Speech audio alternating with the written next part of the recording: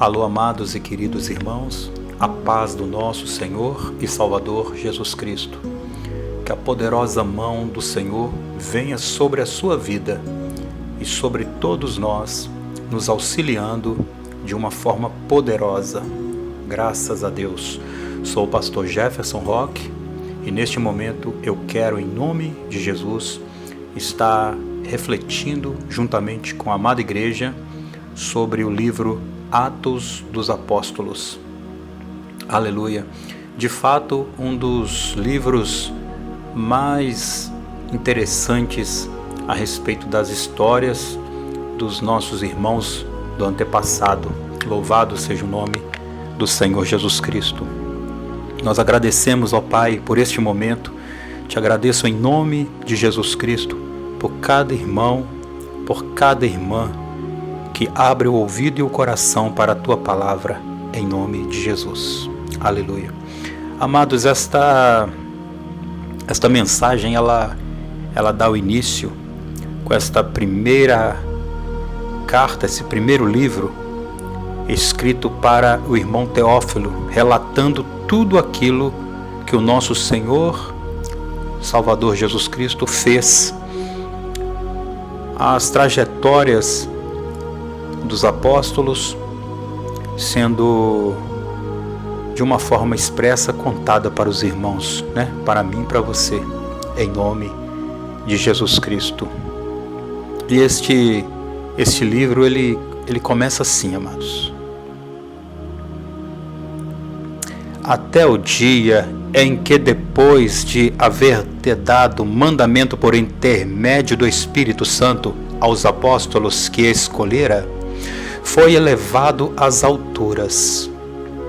A estes também, depois de ter padecido, se apresentou vivo com muitas provas incontestáveis, aparecendo-lhes durante 40 dias e falando das coisas concernentes ao reino de Deus.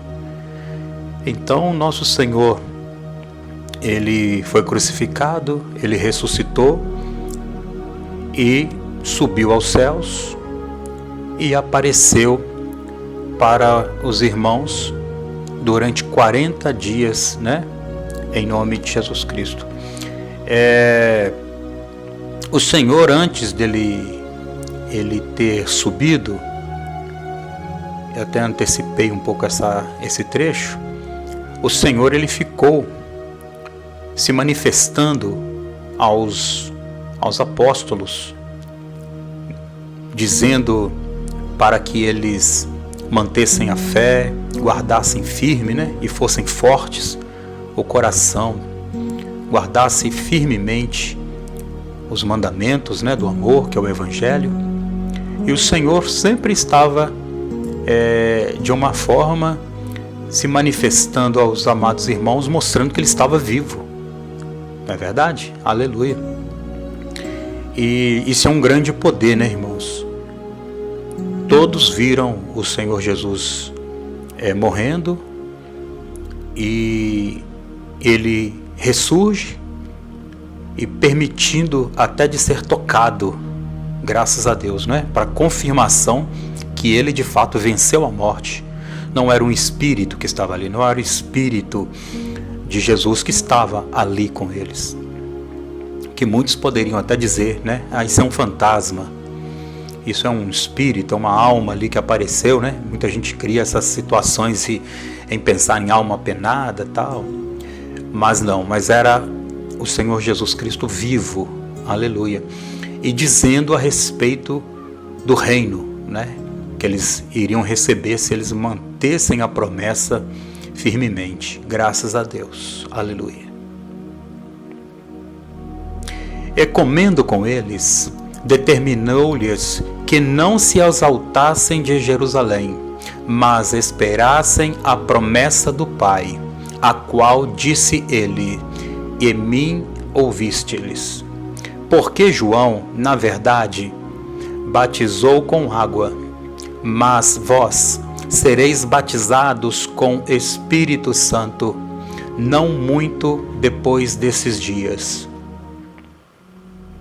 Então os que estavam reunidos lhe perguntavam: Senhor, será este o tempo em que restauras o reino a Israel? Respondeu-lhes: Não vos compete conhecer os tempos ou épocas que o Pai reservou para a sua exclusiva autoridade. É uma resposta até muito fria, né? Até dura, dependendo da forma que cada um de nós for interpretar. Mas eu entendo, em nome de Jesus, que essa palavra que o Senhor fala que não nos compete é para que a gente não fique ansioso ou preocupado se está perto ou se está longe, né? O dia que o Senhor vai restabelecer o seu reino, principalmente para os judeus ali, que eles esperavam que Israel fosse livre do reinado de Roma, né? Do poderio romano. Mas a vinda de Jesus na terra não foi só para esse propósito, né? Que a verdade, Jesus veio para libertar todos, né? Retirar toda a humanidade de um cativo, né? De um cativeiro, levar cativo o cativeiro. Glória a Deus. Então este é a missão. Então Jesus fala: não compete a vocês ficarem perguntando ou querendo saber o dia dessas coisas. E é verdade, amados, as coisas relacionadas ao Espírito, as coisas relacionadas ao céu, deixa que o próprio Deus, nosso próprio Pai, ele se encarrega de revelar no momento certo, na hora certa. Amém, queridos? Mas recebereis poder ao descer sobre vós o Espírito Santo, e sereis minhas testemunhas, tanto em Jerusalém, como em toda a Judéia e Samária e até aos confins da terra. Ditas essas palavras, foi Jesus elevado às alturas, à vista deles, e uma nuvem o encobriu dos seus olhos. Aleluia. E estando eles com os olhos fitos nos céus, enquanto Jesus subia, eis que 2 varões, vestidos de branco, se puseram ao lado deles. E lhes perguntaram: varões galileus, por que estás olhando para as alturas? Este Jesus, que dentre vós foi assunto ao céu, assim virá, do modo como vós ouvistes subir. Então voltaram para Jerusalém, do monte chamado Olivar, que vindo daquela cidade, tanto como a jornada de um sábado. Aleluia. Então, isto ocorre após o sepultamento do nosso Senhor, após a ressurreição do Senhor Jesus Cristo.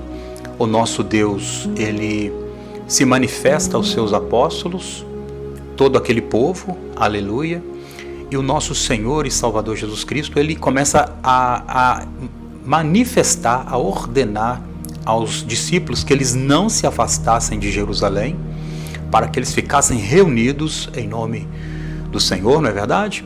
Para que eles fossem revestidos do Espírito Santo que viria sobre todos eles, né? Ou sobre aqueles que permanecessem firmes. Aleluia.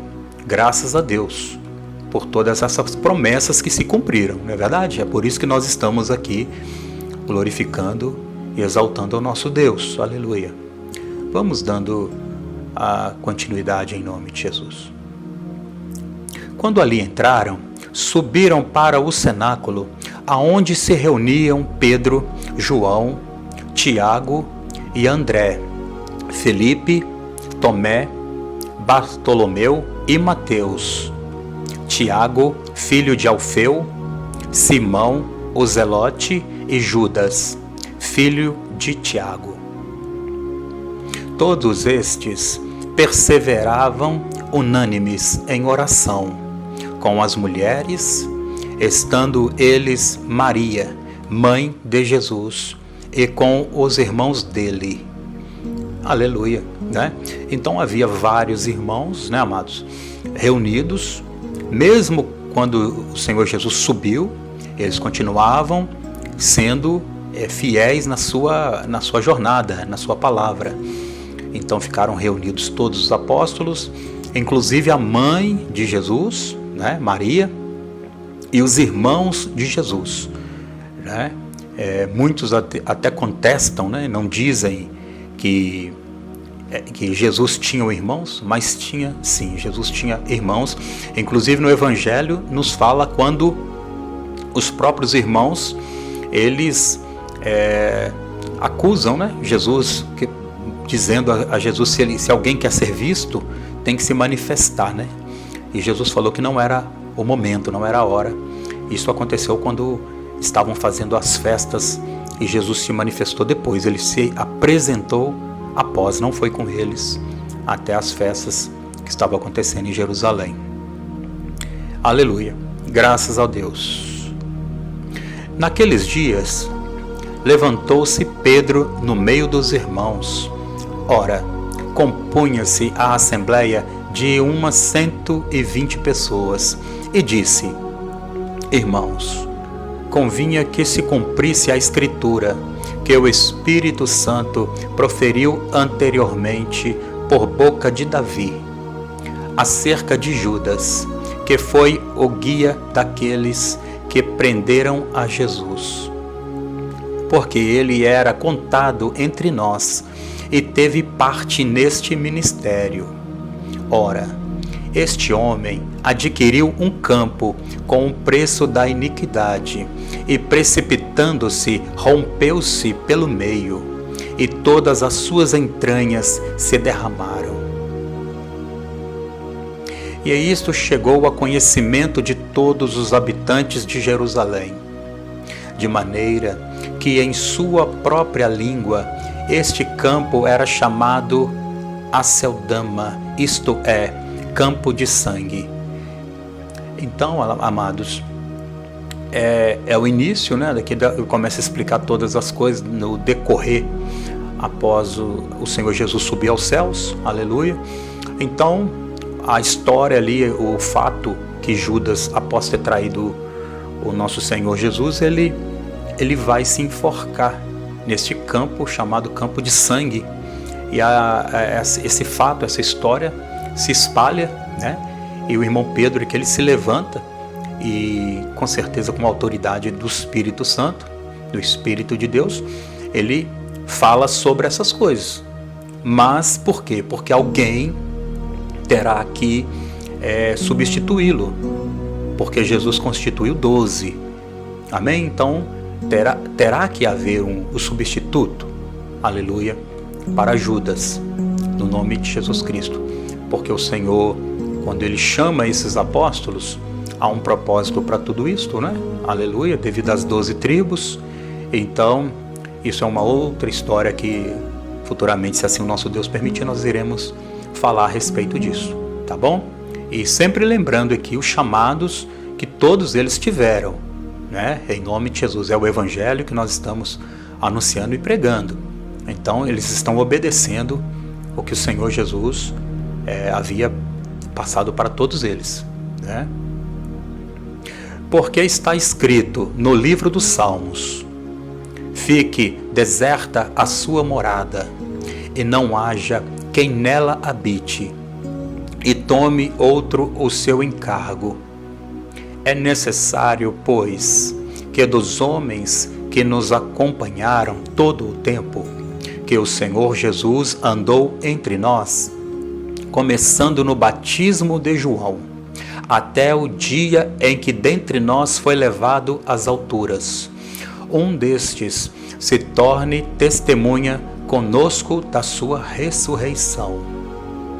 Então propuseram 2, José chamado Barsabás, cognomado Justo, e Matias. E orando disseram: Tu, Senhor, que conhece o coração de todos, revela-nos qual destes 2 tens escolhido para preencher a vaga neste ministério e apostolado, do qual Judas se transviou, indo para o seu próprio lugar. E os lançaram de sortes, vindo a sorte a recair sobre Matias, sendo-lhe então votado lugar com os 11 apóstolos. Graças a Deus. Então a vaga agora foi preenchida, mas antes deles lançarem ali a sorte entre eles, eles oraram, eles apresentaram aqueles 2 homens que seguiam o Senhor Jesus e seguiam os apóstolos desde o princípio, para que eles servissem de testemunha. Só poderia ser apóstolo quem servisse ou tivesse participado e visto o Senhor Jesus ressurreto. Tá bom? Então Jesus morreu, ressuscitou. Então esses aí são os apóstolos, de fato, que comprovam o ressurgimento do Senhor Jesus, né? Então todos agora estão unânimes. Aleluia, louvado seja o nome do Senhor Jesus. Graças a Deus.